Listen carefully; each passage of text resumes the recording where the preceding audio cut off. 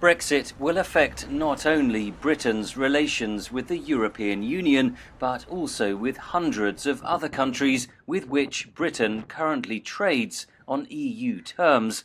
London has negotiated new post-Brexit trade arrangements with several countries, including Central American nations, Switzerland and South Korea, among others.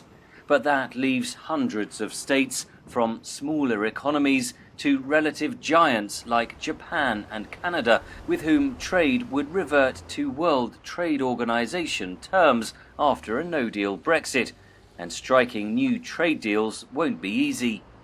Many countries with whom we try and do trade deals will say to us, yep, that would be great.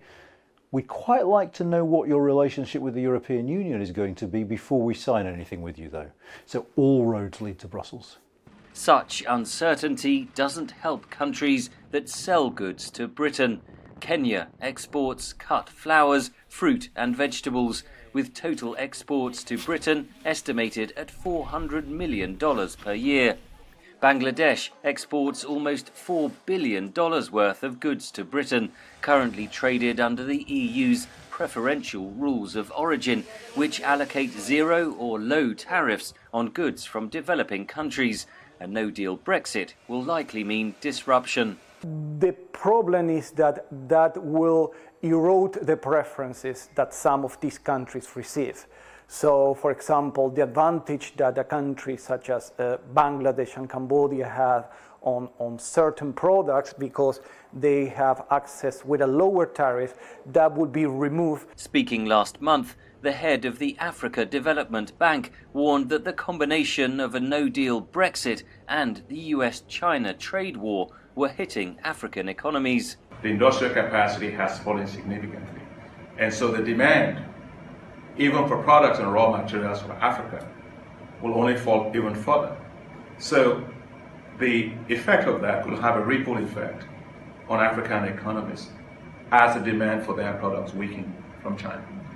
Britain, meanwhile, is stepping up its search for new trade deals, with ministers visiting New Zealand, Australia and Japan this week. Many of these nations' companies have huge investments in Britain and fear the chaotic fallout of a no-deal Brexit. Overall, for smaller economies, the impact is likely to be less severe. African countries seem to be quite more relaxed, or developing countries more relaxed, except some specific countries that trade a lot with the UK about the prospect of a no deal. And this is because, well, the UK has lost over many years the sort of importance as a destination of exports for many of these countries. A no-deal Brexit would hit the economies of many EU states like Ireland, Germany and the Netherlands. But analysts say it is in Britain where the impact will inevitably be felt hardest of all.